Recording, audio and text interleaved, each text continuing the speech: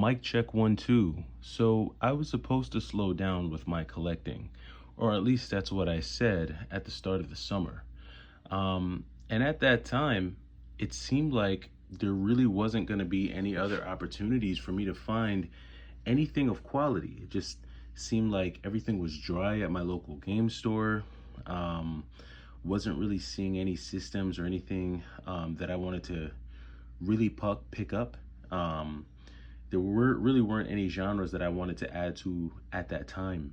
When I started the year off, I had a goal of collecting about 12 really rare Super Nintendo games. And because of some changes as far as my work goes, that was changed up. And I went from that collecting challenge to just trying to get Marvel games or Spider-Man games. And then that changed. And again, due to some changes at work, I didn't think that I would really have the opportunity to collect as much as I wanted to. But then more changes came with work, which opened up a new opportunity for me to not only collect, but to also sell. So earlier I put out a video pretty much showcasing all of the pickups that I was able to make over the summer. And it was probably over 100 games that I was able to pick up easily. Now, a good chunk of those games were definitely collection stays, games that are going to stay in the collection no matter what.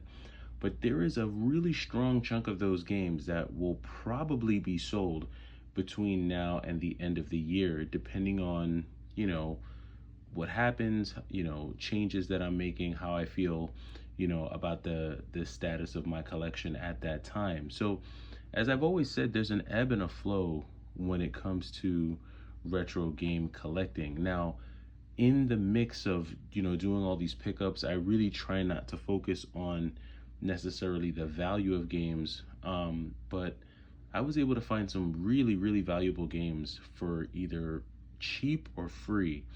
And for me, even though I wanted to slow down, there were just some deals that I really couldn't pass up. Um, the most notable one being a free copy of Mega Man X2. You just can't really turn that down. This is a very good game, very fun game. It's a game I played growing up as a kid when I had a Super Nintendo. And when GameStop had their buy two get one, there were a lot of games that were in the $100 range, which were valued a little bit higher, like the $80 to $90 range, that I was able to bundle together and get some of these really expensive games for free. And then even the ones that I did pay for, I was getting them for 25 to 30% under market value. So it just really made sense at the time from the standpoint of, being a collector, wanting to get, quality games in my collection, and also seeing the landscape and knowing that it's just going to continue to be difficult to find rare games at a good price. Now, do I think that the price of games are going to continue to rise how they've been rising over the last 3 to 4 years? No. I think with a lot of systems and consoles, things are going to slow down. I don't foresee any systems dropping like a rock in terms of values, but prices for some things are going down. And I think that, a strong generation to really look at is gonna be the 6th and 7th generation.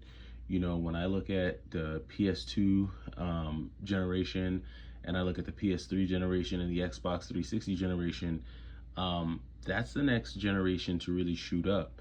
And, I want to say the last 2 to 3 years was the time to really kind of take advantage of what you could find in these generations.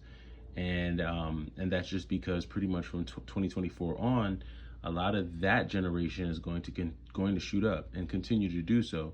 And we've seen it. We've seen it with the Xbox 360. We've seen it with certain PS3 games. The prices for those are just going to continue to shoot up.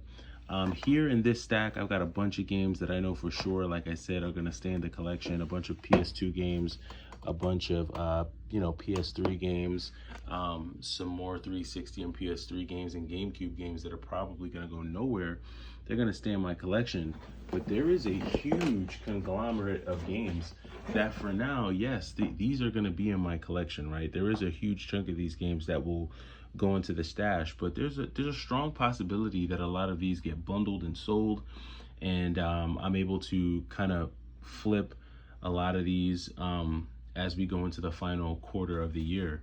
Christmas is coming up, and with me being able to get a lot of these games at a fraction of their market value, in a lot of cases 50% off, 60, 75% off, I'm actually able to take advantage of that come the second half of the year and pick up one or two games that I actually really wanted to get and pocket some cash.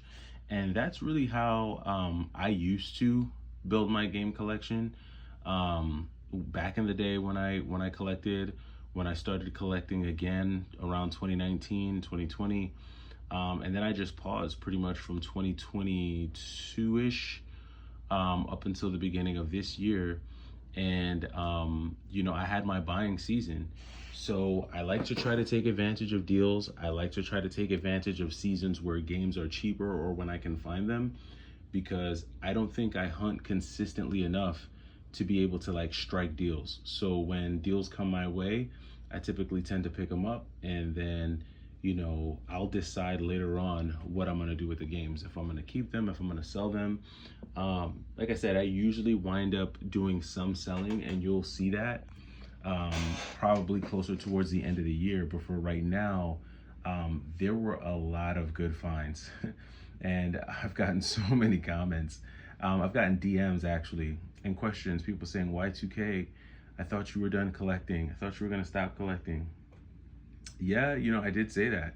But hey, life is funny. It's like the second you say you're gonna stop, you run into a copy of, Wolverine Origins for 25 bucks. You run into a copy of, just $50 games for 12 bucks, 10 bucks. And so you got to take advantage. So I'm not going to, and I think I said it a couple videos back, I'm not going to ignore a good deal when I see one under any circumstance. Because like I said, at the end of the day, even if I buy the game and I don't intend to keep it, I can always use it later on down the line as trade bait. I could take it to a game store, trade it in, use that credit to get one or two games that I really like and pocket the rest. And I've done that so many times in the past, just when I've had to, decrease my collection as well as expand my collection.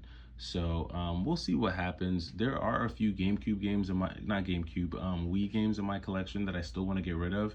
There are some special editions that I want to get rid of. So I'll definitely be doing some selling, and I'll take you all along for that ride. But yeah, I can't say if I'm not gonna buy another video game again for the rest of the year. The goal was, like I said, to slow down on the collecting. As soon as I said it, so many opportunities came my way. So maybe I should say I'm done collecting again. Maybe this time I'll run into like I don't know, a copy of Blazing Star. Hopefully I'll reverse jinx myself into some more quality deals. But let me know down in the comments, have you met your collecting goals so far this year? Are you going to continue collecting as we go into the second half of the year? Are you going to stop collecting? Where are you at in your collecting journey? What phase are you in? What are you into? Are you not doing physical at all? Are you just doing emulation? What stage are you in? Let me know down in the comments. It's the Y2K Collector. Take it easy.